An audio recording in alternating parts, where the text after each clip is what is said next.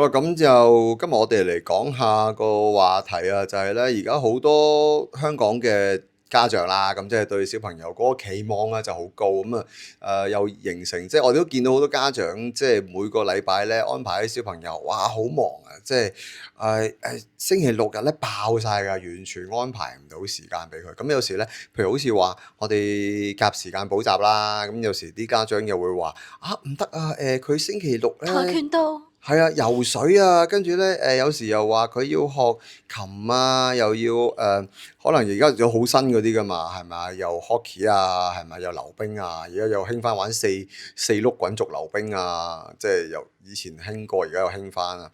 咁啊，即係好多唔同，即係千奇百怪嘅嘢，為咗即係小朋友突出啲啦。咁啊，我哋就算啊，你個小朋友係讀國際學校嗰啲啊，星期六啊排滿晒㗎，雖然佢唔補習啫喎，但係呢啲咁嘅全部排到爆晒。咁啊，睇下即係其實講下呢一樣嘢，究竟我哋兩代人究竟點睇啦？係嘛？即係我哋兩代人又加上而家我哋作為老師嘅角度睇到而家嗰啲家長係咁樣。咁我講下我嗰個年代先啦。咁我自己本身應該都係我相信接近第一批啊，即係真係排到個 schedule 密晒嘅。咁即係琴棋書畫運動跟住咩童軍，跟住嗰啲全部齊晒㗎啦。咁我以前咧係成個小學到中學嘅時期咧，係基本上放學都唔會翻屋企嘅。即係放學唔會有任何一日係翻屋企，除咗考試嗰幾日，我係會考完試會翻屋企之外，我記得我有一次應該差唔多16、17歲啦。咁有一日咧，我突然之間放學啊，咁我就企咗喺個巴士站度。咁我企喺個巴士站度等巴士翻屋企。咁咧我就覺得點解咁陌生嘅咧？跟住我先諗起，原來我好耐都冇試過天未黑。3:04放學，我記得我哋中學嗰陣時，我竟然3點半企咗喺個巴士站度，個天未黑，我等緊巴士翻屋企。平時咧我就係喺學校出嚟另一個方向，咁去另一個方向，通常就係翻落去銅鑼灣啊，咁試過我哋學校喺中環半山啦。咁但係咧我翻屋企咧。我翻屋企咧就係要落翻去另一個入口喺下邊堅道嗰邊，咁就翻等車翻屋企，咁從來冇得翻屋企嘅放學。咁究竟嗰樣嘢其實由80年代一路到而家已經今年已經2026啦，係嘛？我哋講緊已經40年時間。咁其實呢樣嘢究竟係好唔好咧？有啲乜嘢？即係每一代人都，我哋香港都係維持呢一個，即係我覺得有時係換湯不換藥啊。我覺得有時係可能你換咗個活動嘅內容，換咗個活動嘅名稱，但係其實你嗰件事 content 冇變過，係啊，或者個小朋友嗰個佢你 drain 緊佢，你 drain 緊佢嗰樣嘢冇變過嚇，即係但係你究竟嗰陣學得開唔開心㗎？係咪你自己有啲開心啫喎，話想學㗎？真係彈琴彈到喊，唔係講笑，彈琴彈到喊，要去比賽係啊攞冠軍啊，但係彈到喊，游水游到嘔，游到係游泳池咧咪有陣漂水味嘅。金寶綠水，係啊，係真係有陣漂白水味㗎，因為嗰啲救生員咧，佢每日完咗咧，佢倒啲漂水落去個游泳池度㗎嘛。咁佢濾水器還濾水器啫，佢要倒啲漂水落去。咁我直頭係咧試過咧喺嗰個游泳池嗰個更衣室嗰度換緊衫換緊泳褲坐喺度準備要出去，跟住我係咁喺度嘔到聞到嗰陣味，因為嗰個身體反應。即係你知道嚟緊落嚟呢一個鐘頭，即係一行去就200自由衝快嘅做熱身，跟住衝完之後，每人攞塊浮板，再抌多200翻嚟 ，OK， 跟住100自由100蛙，跟住游完之後話好，每人衝個50碟咁樣，就係咁樣游咗個鐘頭咁樣操喎，即係真係不斷咁樣操，即係。唔係話我開心嘅原因係因為其實我媽咪都冇乜俾壓力我去要攞獎成，只不過係話佢嘅概念係我俾咗你，咁你就去學啦，咁你學到幾多咪學幾多咯。咁老師話你嗰樣嘢有天分嘅，要去比賽嘅，咪比賽咯。咁比賽俾到咩名次，咁咪翻嚟咪就攞咯。佢又唔會話誒點解你叻唔過人哋啊？我又好懶嘅，即係我又唔練琴嘅，係啦。咁但係唔練琴都可能有時都攞到獎翻嚟。咁變咗都係喺一種應付之中度過咯。係啦，咁譬如你話游水入泳隊，咁游下，我話媽咪我唔想幫學校游啦個泳隊，即係我覺得學校個泳隊好渣咁，我唔想同佢哋游啦。咁佢又話冇所謂啦，唔游就唔游啦，咁樣係啊。咁後來我同佢講話，我唔學琴啦，我就唔想再學啦。咁佢又話冇所謂啦，咁樣即係呢一種。但有啲唔係噶嘛，有啲家長係真係好緊張，好緊張噶嘛，係啦。咁我覺得即係其實你媽咪相對上比較 supportive 啲咯。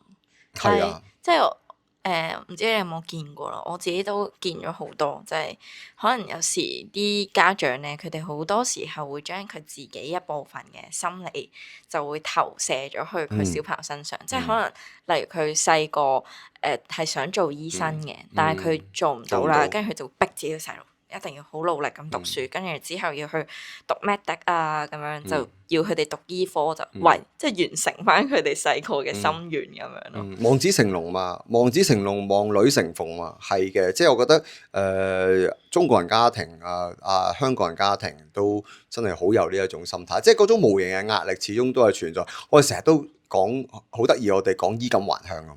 即係其實唔知點解，即係我哋硬係有一個心態咧，我哋出去成功咗之後咧，我哋要翻去俾下啲鄉親父老睇下我哋有幾叻幾成功，係咪啊？即係始終有呢個心態。咁至於投射嗰個問題咧，其實我覺得要睇下究竟嗰個家長本身係有幾大個成分。即係我覺得佢一定係想即係嗰條界線喺邊度啊？因為每個家長始終都想個小朋友比自己好，或者佢想提供睇個小朋友點諗咯。主要係因為其實好多小朋友佢哋即係未必真係想成為嗰條路，即係佢未必想行嗰一條路，但係即係佢就承受住就係父母俾佢哋嘅壓力咯，就係覺得我爸爸媽媽一定要我咁樣做，所以我唯有即係為咗要報答佢哋，又或者係要成全佢哋嗰個願望啊，所以就要跟住佢哋諗嘅咁樣去做。係啊，即係好似譬如我哋呢度睇到啦，即係其實而家荷蘭Utrecht University 咧嗰間大學啦，咁就對73名5至15歲嘅小朋友咧嘅家長啊進行研究之後啦，咁今年6月咧發表咗個研究結果啊，咁發現咧父母傾向將自己未完成嘅夢想咧放喺子女身上啊，要求佢哋代為完成啊，咁而且咧越係喺小朋友身上睇到自己影子嘅父母咧，就越有呢種傾向，即係你睇下。我個仔虎父無犬子係咪啊？同我一樣咁靚仔係咪啊？佢大個一定係一定成功啦，係咪先？咁譬如有時我哋又睇到變咗，你會見到咧呢樣嘢都唔係話淨係中國人或者點樣，即係其實一個外國嘅研究係嘛，都講出其實本身嚟講，外國人都有呢樣心態嘅，即係想 provide 到更加好嘅俾個小朋友。可能你又覺得我見到佢身上有一啲talent 喎，咁我希望幫佢發展咁樣。但係呢一種期望嗰個本身到最後嗰個終點喺邊度，同埋究竟你幾時完呢？即係你嘅目標係咩呢？你嘅目標係令到你嘅小朋友揾到一個有意義嘅人生啊，定還是係因為？又講到好哲學可能，但係其實我哋都成日都講啦，好多人都講人生本身就不具備任何意義㗎嘛。即係你唔好以為一個無所事事嘅人，佢就一定有快樂嘅人生。咁我覺得我贊同嘅，因為我覺得無所事事嘅人嘅人生就係唔快樂嘅。即係我反而覺得咧，一個人佢有一個有適度嘅追求嘅人生係更加容易快樂嘅，呢一個都係根據外國一個研究指出嘅。咁我唔記得咗邊度提到啦，咁但係我都覺得合理啊。即係話，當我望你唔發覺咩？譬如咧我唔知你會唔會啊，我自己會。譬如當你想達到一個目標，其實咧你最開心嘅時候係其實想得到一樣嘢，你覺得最開心係幾時啊？睇下係乜嘢？例如咧，如果係想要一樣。如果係想 achieve 一樣嘢嘅話，咁咪就係得到嗰一刻咯。係啦，即係講得好啱。我覺得一個係咁得到之後，你會點啊？完咯。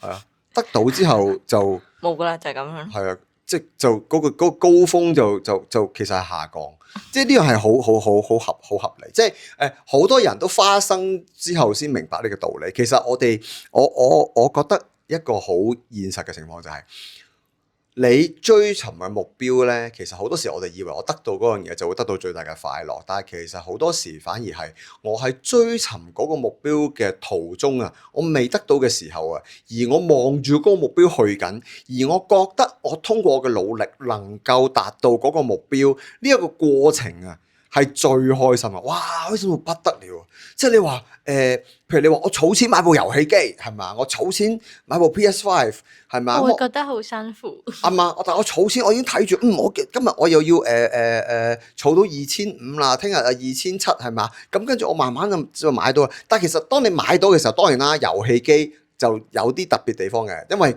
你一路玩住，你可能都仲有個快樂嘛。但係你得到嗰樣嘢嘅興奮度，往往就喺嗰一刻滿足咗，有一個期限就冇噶啦。咁我哋又會知道咧，當你去到嗰個目標之後，其實你唯有係追尋更加高嘅目標咯。即係好多時候我哋都講笑咁樣講嘅，即係話我買到我初頭冇車嘅時候係嘛，我買到第一架車，有架車揸我都開心噶啦，係嘛？啲男仔好中意車。好啦，但係當然我買咗架車之後咧，我又想買架好啲嘅車啦，我結果我買到好啲喎，係嘛？咁我揸下好興奮，但係發覺咦，人哋嗰架又好啲，又出新車，我又想買架再好啲。咁但係其實嗰樣嘢係無止境嘅嘛。咁其實我覺得父母對於小朋友嗰個期望都係，即係你個小朋友學琴初頭學幾叻，個老師讚佢兩句好叻，你都好開心啊！原來我個仔有天分喎，係咪啊？好啦，跟住後來佢咧就喺攞啲小型嘅獎咯，攞學校獎咯，咁都幾好啊！咁開始話學校都攞獎，試下校際音樂節啦。校際音樂節都過五關斬六將啊！咁啊，係咪應該開始去玩肖邦大賽啦？去玩國際比賽啦，係嘛？咁即係個問題就出喺呢度啊！即係究竟幾時係你嘅終點咧？又或者你個小朋友佢去到邊個位，佢會覺得究竟係佢去到嗰個位係佢自己嘅追尋啊？定還是其實佢一路都覺得係媽咪爹哋嘅追尋？我為咗滿足我爹哋媽咪嘅追求咧。即係我覺得其實我哋都希望俾小朋友唔係話佢得到嗰樣嘢嘅嗰個獎項咯，應該係你鍛鍊佢咧對自己嘅人生有一種要求同一種追求。即係話一個人生好坦白講啊，你買10層樓，你住得幾多層啊？我成日都咁講。你買10架車，你揸幾架車啊？你到最後你咪發覺我咪又係揸得我同一時間咪又揸到嗰一架車，我咪又係住到嗰一層樓。到最後我瞓張床咪又係嘛？即係我哋成日都啲老人家講笑，咪又係三分5尺地係咪咁講？我唔記得係咪咁講。咪又係我瞓低咪係3分5尺地係嘛？其實係真嘅。但係有啲人係佢內心好富足噶嘛。個內心好富足㗎，即係我以前咧，當我仲喺度不斷咁樣追求，即係要鋼琴比賽攞獎嘅時候咧，咁每年都返學校表演啊、成啊咁樣啦。咁我有一個師兄咧，咁啊嗰陣時我仲記得香港嗰陣時有套歌劇好興，叫做《Phantom of the Opera》。咁歌聲魅影啊，嗰套啦，咁咧好型啊！咁咧我最記得咧嗰個師兄咧應該大我1-2屆，佢就成日都有安排去表演，佢真係彈得好。即係我作為我自己唔係好叻啦，但係我哋即係你有學過，你知道咩為之叻啦。我話俾你知啊，嗰個師兄咧係一級琴都冇考過。我唔知點解佢父母咁早諗通呢樣嘢嘅咧，即係佢一級琴都冇考過，但係佢可以彈到8級以上嘅水平，而且彈得好，而且佢彈得好 enjoy， 佢彈得非常之投入，佢彈出嚟係有感情。你知唔知啊？咁即係當然啦，我哋去比賽有得攞獎嗰啲人咧，一定都有感情嘅，你都係揈晒頭咁樣嘅，係啦。但係你嗰啲揈晒頭咧，老師教嘅係啦。但係佢嗰啲揈晒頭咧，係佢真係揈到個頭嘅。咁即係變咗我哋即係從呢件事裏邊咧，即係我哋會睇到究竟你俾你個小朋友係一種嗰個階段性嘅一種為咗滿足你嘅追求啊，定還是係佢真係對嗰樣嘢產生咗個興趣咯？譬如我哋呢度睇啦，有時咧你學習嗰個，你對嗰樣嘢俾到壓力太大，佢咧反而就會失去咗學習興趣。香港家庭教育學院咧上個月就發布咗個調查結果啦，即係指高達70%受訪嘅父母咧，每個禮拜為子女安排超過3小時嘅補習班或興趣班。咁啊，佢有團體係列舉本港嘅虎爸虎媽咧，練成香港小朋友4大通病嘅，即係咧你又第一講得好啱啊，你又幫佢處理佢嘅問題少鼓勵，視成績為一切，同埋忽略子女天賦，咁啊造成孩子嘅抗逆及獨立能力未如理想。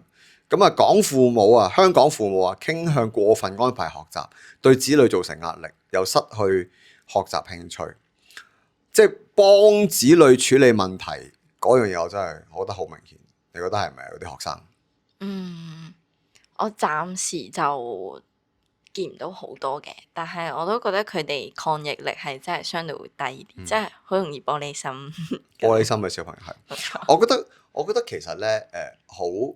如果我小朋友老師同我講，你個小朋友唔係全班最叻，但係佢遇到問題，佢會諗辦法去解決。我哋睇得出佢唔會坐咗喺度，或者佢唔會一下求救。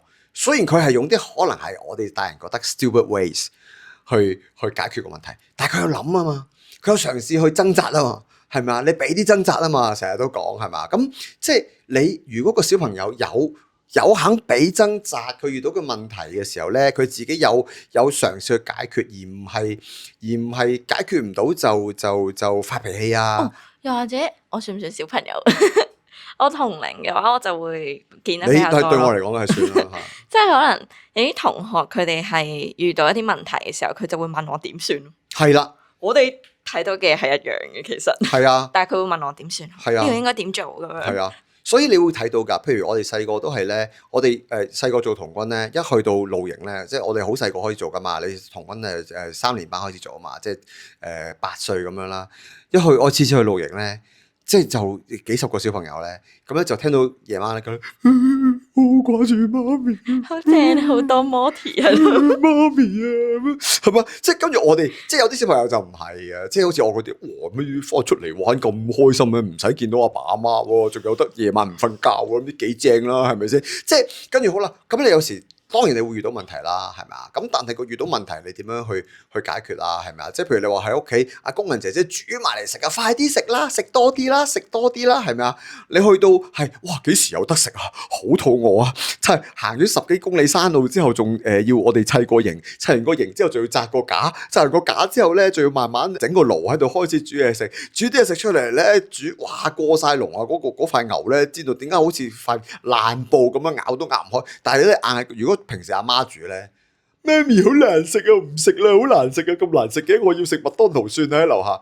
哇！你去到荒山野嶺唔食咪唔好食咯，唔食我一晚，真係我足一晚，你我一晚啦。喺嗰度打隻雀食。係啦，你有本事你打隻雀啦，真係，即係真係咁樣。即係小朋友經歷過呢啲之後咧，我都覺得係真係你嗰種抗逆能力係真係會提升咯。你下下都係讀書，然後你下下都係玩 hockey 啦，係咪啊？游水攞冠軍啦，係咪啊？咁佢呢樣有冠軍啦，嗰樣有冠軍啦，係咪啊？但係佢生活自理攞第尾啊嘛，陰公。即係咁，你家長咁樣去訓練啲小朋友係嘛？你寧願你個小朋友。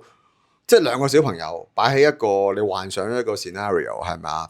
即係好似我哋睇嗰啲咧日本嗰啲大屠殺嗰啲戲咁樣係咪啊？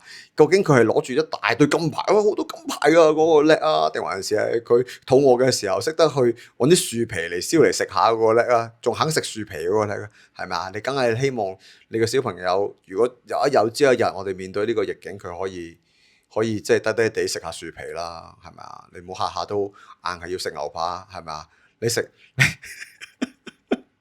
你食牛扒，仲要俾佢唔止食牛扒，你仲要同佢食 Ruth's Chris 咁樣係嘛？你下下都係嘛？1,000零蚊 fine dining 我先食，係啦，你下下都要好 do 我先食噶，咁樣搞唔掂啦。但係其實我覺得最重要都係小朋友要即係多啲同爸爸媽媽傾訴下，即係好似我自己咁樣啦。我自己細個，即係雖然我覺得我唔算係同齡人入邊同父母傾得最多嘅嗰啲，我亦都好細個嘅時候咧，我有講過話我想學琴嘅，咁跟住即係買咗部電子琴翻嚟彈咗一排啦，咁嗰陣都係都係 OK 嘅，都幾中意。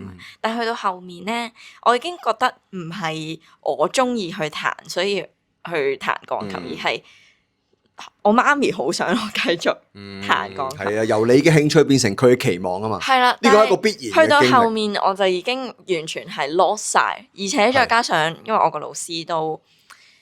佢唔係一個好有 heart 嘅老師，只可以咁講，即係好似佢同我上堂嘅時候，佢就會喺隔離玩電話咁樣，即係叫我自己係咁喺度練，即係得我自己喺度彈，自己都冇癮咁樣。即係去到後面我都唔中意咁樣，就變咗冇再學啦。咁但係我自己後尾又有喺學校學中國笛子啊嗰啲，即係嗰陣時仲要係我老師都話我好有天分，而當時我亦都好中意，反而嗰啲就冇再 support 我繼續學落去咁樣咯。即係我覺得小朋友有時真係要同爸爸媽媽去傾下，究竟佢想做啲乜嘢咯。即係要傾，係啊。即係譬如好似我之前好細個嘅時候有學琴又學畫畫啦，好初頭嘅時候，我諗4歲零5歲嘅啫。我應該以我哋計翻個時間線4、5歲到啦。我記得我已經唔知3、4歲開始學琴，跟住都係嗰段時間。跟住因為畫畫又攞咗個獎，咁鋼琴咧老師話好有天分。咁到後來咧顧唔到啦。咁我媽咪又問過我啊，我到而家都仲記得。佢就問我，佢話你係想繼續學畫畫定係繼續學琴多啲啊？咁我自己同佢講話，我想學琴，我唔想學畫畫嘅。咁所以咧，又係嗰句大陸好興嘅講法係嘛？你自己揀嘅路啊，你跪咗都行完佢係嘛？所以好似周杰倫咁咯。係啊，所以佢都多謝佢媽咪以前逼佢。係，所以我縱然我到後期我彈琴都彈到即係個人都好迷失啊。咁但係我都彈完咗，即係彈到10幾歲嘅係啦。我都因為我覺得其實呢個都個心理上面有影響，即係話我記得當時係我揀嘅，我自己揀嘅。咁所以我願意咁樣做咯。同埋好多家長咧，有時都會將自己小朋友可能同隔離屋嗰個小朋友做比較啊，又或者係可能學校其他小朋友做比較。但係其實我覺得呢一個係非常之唔好嘅咯。即係首先佢哋咁樣講嘅時候咧，係一定會 hurt 到個小朋友。佢就會覺得點解要將我同其他人比較？咁如果係嘅話，你係咪中意其他人？即係中意其他人嘅小朋友多過中意我啊！即係我覺得喺個小朋友嘅角度會咁樣諗咯。即係好似我細個嘅時候，我爹哋媽咪都有咁樣同我講過。咁我第一下聽到嘅一定係呢一個 hard feeling。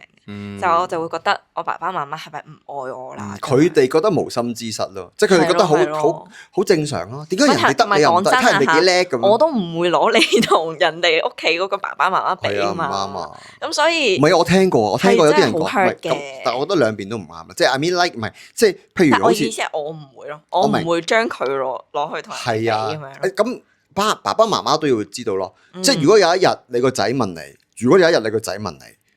點解你唔係李嘉誠啊？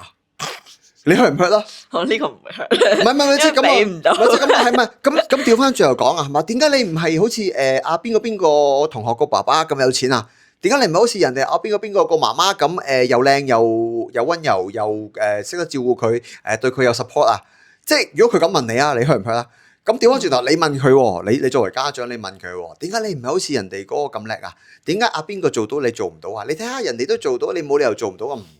唔一樣係咪？好傷心嘅係啦，同埋就係如果小朋友真係遇到一啲困難嘅時候，唔好下下都要即刻衝出嚟就幫佢解決嗰件事，或者係過度保護佢哋。係啊，真係唔需要。即係會變成溫室嘅花朵。有好多家長嚟就會有好多家長咧，佢過度控制咧，佢就係佢就係想保護佢咯，佢唔想佢跌親咯。但係其實唔係嘅，人係要跌嘅。其實你最學得多嘢咧，並不是你嘅教育同埋你嘅成功或者你嘅攞獎係幫唔到你任何嘅學習嘅。攞獎係令你反而越嚟越令到你個人覺得嗰樣嘢我應該得到。只要我能夠即係太過 straightforward 啊，只要我努力我得到，因為 I'm talent 係咪啊？好多小朋友都係咁諗嘅 ，because I'm talent， I was told I'm talent。咁你冇啊？你死梗咯，係咯，即係咁。但係調翻轉嚟講，佢經歷嘅失敗就唔同啦。經歷嘅失敗，佢知道原來呢個世界我係會 trip 嘅，我係會跌嘅。原來我跌得死嘅，或者原來我唔或者靠唔努力，我係會承受失敗㗎。你提早俾佢哋認知自己。係啊，真係好過你，即係等於咧，啲人成日之前講咧話點解嗰啲大陸嗰啲咧有一輪咧，咪嗰啲工廠好多嗰啲人跳樓嘅，即係喺個富士康嗰啲叫做佢哋嗰啲 industrial village 嗰度入邊嗰啲人跳樓。佢跳樓嘅原因咪就係因為佢父母細個太過保護佢，因為佢一孩政策生出嚟噶嘛。就算佢屋企唔係條件好好，就算佢屋企都已經唔係特別有錢，但係都仍然乜都提供俾佢。但係當佢大個嘅時候，佢真係需要去賺錢養活自己嘅時候，佢先至面對到個挫敗感啊！原來我只不過係呢個社會裏邊嘅一間工廠嘅一粒螺絲嘅裏邊嘅一粒生鏽位嚟嘅，我甚至都唔係嗰粒螺絲啊！咁佢咪接受唔到咯，係咪啊？原來我只不過係螺絲裏邊嘅一粒生鏽，嗰粒生鏽屎咁樣，係咪啊？咁即係咁我可以死咗佢啦，咁佢咪跳樓咯？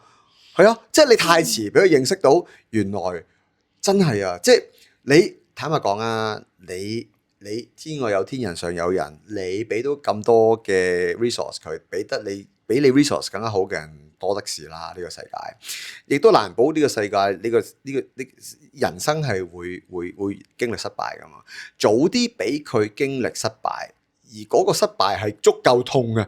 你唔好成日嗰啲失敗係睇下佢跌咗我唔扶翻起身，你睇下佢今次默書低啲，跟住咧我下次咧我俾咗個挫敗佢啦。個挫敗係咩啊？個挫敗就係佢今次默書低分咗啲，我都冇理佢啦。今次我唔幫佢默書，佢咪低分咯，佢下次知道我要幫佢默書。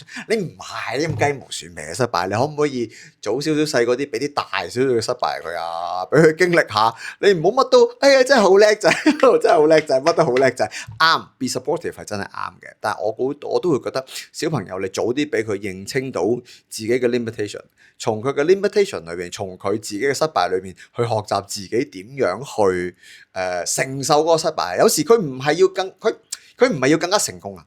唔係話佢失敗之後佢企翻起身，然之後佢再創高峰，唔一定再創高峰啊！你要令佢理解到咧，有時我失敗咗之後咧，你就接受咗你係失敗咯。然之後你就喺可能你需要喺低半級嗰個層次嗰度穩打穩紮打翻個根基先咯。唔好下下都谷到啲小朋友成日都個個覺得自己係超級無敵勁先得㗎。咁樣我覺得係真係害死小朋友。係啊，咁就今日嘅話題暫時到呢度先啦。咁啊賣廣告嘅交俾阿懵啦。記得 like、subscribe 同埋 share 我哋個 channel，記得撳埋個鈴鐺。好啦，我係蕭 Sir，我係阿懵。拜拜。拜拜，即係收工啦今次。